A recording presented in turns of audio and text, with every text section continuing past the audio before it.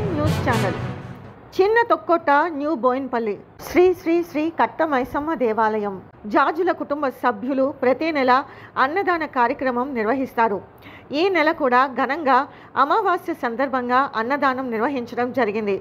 ఈ కార్యక్రమంలో పాల్గొన్నారు జాజుల విఠల్, విజయలక్ష్మి, జాజుల క్రాంతి, జాజుల సాయి, సుశాంత్, జనపాల శేఖర్, హరిహన్, రోహిత్, నరసింహారావు, DCM రవి, సత్యనారాయణ, గోపాల్ యాదవ్, వినీత్, పి విజయ్ మరియు జంపన్న ప్రతాప్.